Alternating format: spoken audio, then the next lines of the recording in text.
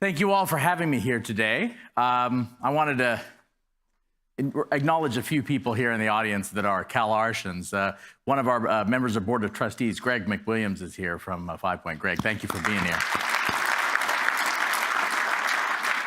CalArts has had a long relationship with 5 Point and its forebear, Newhall Land and Farming. Tom Lee was a member of our board of directors for many, many, many years. So, of course, that was before I came to CalArts. I also wanted to recognize some of our folks from CalArts. Jesse Smith, who's here with us, is a member of our board of directors of the Santa Clarita Valley Chamber of Commerce. Jesse, thank you for being here.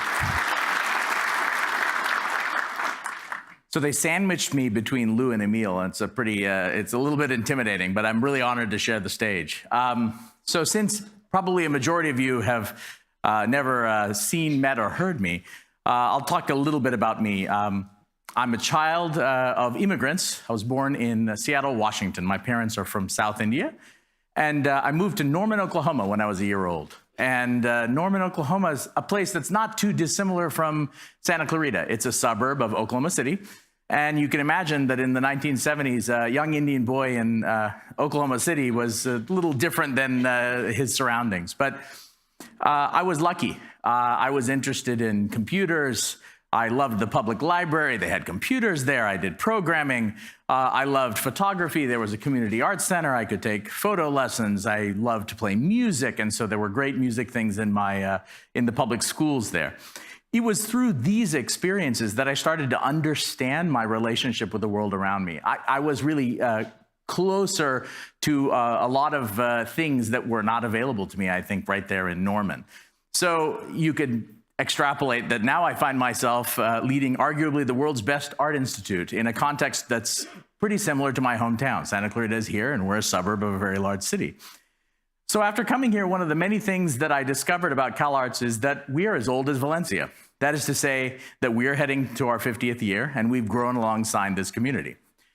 Since we opened, the development in this valley has really exploded far past Valencia. So since that opening, the city of Santa Clarita itself came to be. One might say that over the past 50 years, CalArts might have developed in parallel to Santa Clarita. So we find ourselves asking many of the same questions today that the Santa Clarita Valley is asking, that all of you are asking. And that makes this moment a great moment. We can together ask how CalArts and the Santa Clarita Valley can develop together. How might we integrate our future into Santa Clarita's and make the valley a place where the arts and economics, where creativity and academics and the people and the place are intertwined. So I'm excited by the possibilities, so very happy to be here. So some of the questions I've been pondering since I first came to CalArts about a year and a half ago are the kinds of questions maybe any new college president would ask. What is it that we do here? And what is our future? You know, those kind of things. But I've also been asking, partly because of the answers to those broad questions about the role in this community, in the Santa Clarita Valley, how we're moving forward together and what that role is to shape the future. So the answers to these questions come from a few different perspectives. As an educator, as an artist, and as a member of this community, which sits inside this larger LA region. So as an educator, I believe that our current educational model, it's broken. It's a remnant of the Industrial Revolution when our economy changed from being agrarian-based system to one rooted in mass production. There were a lot of positives that came out of this. For example, education became a public good. It was provided to everyone. And this was a significant change. Reading and writing were no longer taught exclusively to the elite, to those industrialists to be. We as a society made a commitment to educating all children, which is undeniably good. And what we taught them were skills that they would need to become good workers in an industrial factory economy. The classroom itself became industrialized. We trained a workforce that wouldn't question authority, that wouldn't think for themselves, that wouldn't, to use a couple of buzzwords, innovate or disrupt anything. We trained people to be compliant. We industrialized education by turning schools into factories that produce workers for factories. Master the skill, memorize the lesson, recite the answers. It's the way most places still teach today. That factory may be a cubicle somewhere now, but the constructs are pretty much the same. In higher education, we still use the credit hour, which is a concept that Harvard came up with in the late 19th century. And that's how we learn that we're supposed to break up our time.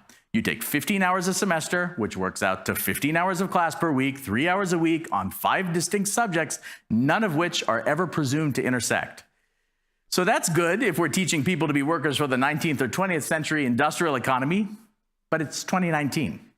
So I think we all see how hard-coded this is in our psyche and in our society, even when we look at how we're forced to divide up our time once we leave the educational world. We go to work, we come home, we eat dinner, we watch TV, and never those streams cross, right? We're living the same thing as our industrialized school. Our environment around us is programmed for this. But there's just one problem. Dividing our time like that doesn't do anybody any good anymore. We heard Lou talk a little bit about walking communities, right? This lifestyle that I'm describing is disappearing. So to stay competitive in today's economy, we need to be sure we're teaching people to be creative, to question, to upset the status quo, to make new things and invent new realities. That's what our economy expects a worker to do today. So today, to be literate, it doesn't mean I can read these words on that page, because what good is it to be able to read if you don't understand the context? It's not what literacy means anymore. Today, literacy means I can interact with that person from another culture. It means I can discern if this news story is true or not. It means I can solve this problem, which doesn't exist in a laboratory, but exists in this multifaceted, multi-ethnic, culturally complex community that is the Santa Clarita Valley, where the people that I encounter every day are approaching the same problem through a very different set of lived experiences. Our educational system doesn't have room for that, and that's why it's broken. That's a huge problem for the economic development of this country, and I want to add, that's not my opinion just because I'm president of an art school. Other schools have figured this out too. Harvard and Stanford Business School, Caltech. Our business and tech schools have realized that they need to be teaching creative and generative thinking. The problem is, while they know they need to do it, they don't necessarily know how, because it's not what they're set up to do. It's just not historically what's in the culture of those schools. So Amy Whitaker, an author that I admire, talks about this problem in her book, Art Thinking. In it, she describes how a traditional business school graduate knows how to get from A to B. They know where they are, and they know where they want to go, and they figure out a way to get there. That's how they've taught. So a business school might have trouble bringing creativity into their curriculum because that's just not part of that model. Another way to think about this is the blank piece of paper might terrify them. For an artist, though, the goal is to get from A to question mark. We literally create the reality into which we put ourselves. We're comfortable with that blank piece of paper because that's the way we think. The most obvious example of this kind of thing is likely in many of your pockets. It's this device. The iPhone wasn't necessarily the most technically advanced device. It wasn't the one that did the most things, but it was the one you wanted. That's because it's the one that made you feel good when you used it. Steve Jobs could think like an artist, and he put artists into the teams at Apple when he returned in 1996. What followed is historic. The iMac came out in 1998, the iPod 2001, and the iPhone in 2007. So in 10 years, Apple had transformed the way that the world interacts with technology. That's what we do at CalArts. So immediately after our opening, and this was the dream of Walt Disney, who unfortunately wasn't able to live to see it open. His brother Roy pushed it all together, and you see the campus that we have today. Immediately after that opening that Roy made happen, our graduates had an impact on all of our lives. Our graduates helped make Star Wars, Beetlejuice, Lion King, and Apollo 13.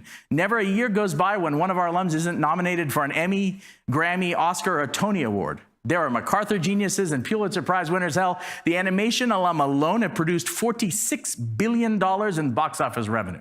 And that's not even a quarter of the Institute. This is the intersection of creativity and business.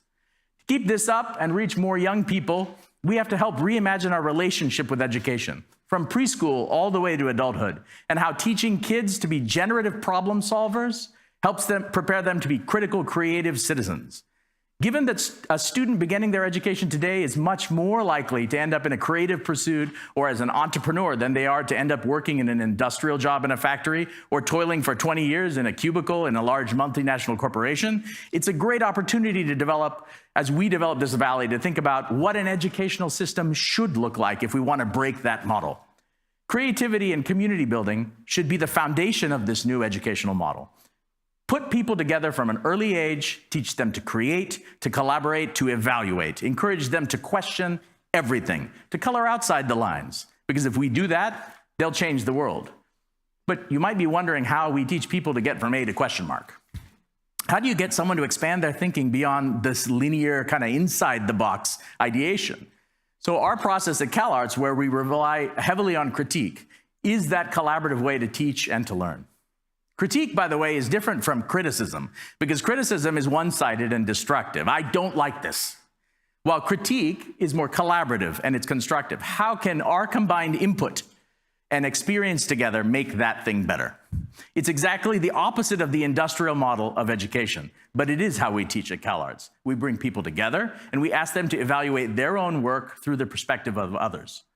This is what Brian Stevenson, who's a renowned social justice advocate, talks about when he speaks to the importance of proximity. He says that proximity is how we come to terms with pain, with the world and with each other. It's how we understand the experiences of others and how we learn from others about ourselves. That's how we create communities. We have to be in the same place and we must interact with each other. So that's what the arts do. Whether it's a concert, a play, a statue of a little girl defiantly staring down the charging bull on Wall Street, art puts people together and it forces an interaction or a conversation. And in doing so, it forces us to understand each other better. That's what we should be doing here in the Santa Clarita Valley. We should be leading the way on this because look where we are. We have a culture here that's trying its best to keep us from interacting in our cars and on the freeway. We're on our phones texting, which is communicating, but it's not really interacting. We're watching Netflix. We're on our headphones, which we pay extra for if they're really, really good for drowning other people out. But look where we are. Los Angeles is one of the world's greatest cities. And what makes Los Angeles unique is it's the only one I can think of where the city's purpose is to create culture. Other cities are financial centers or government capitals or both. And there's often a creative economy that's adjacent to those things. Think about New York or Paris or London. But we are the one place in the world where the major export, if you will, is cultural creation. So given that the Santa Clarita Valley and CalArts are part of this economy of culture creation, and given that this valley is rapidly developing, we should be looking at opportunities to put our people together and have them interact. That's how art can help us create place and build community here. And that's where we will find the answers to those big questions I told you I was pondering about before. What do we do here? What we do here is help foster that creative space that creates opportunities for proximity, thereby creating that community. Our future will hopefully be one that takes a hammer to that industrial model of education and leads the way to a new paradigm that's focused on creativity, questioning, and encourages a different kind of thinking. And our role in the community will be one that develops not parallel to our neighbors, as has been in the past, but together with our neighbors to form what we'll do in the future. Thanks.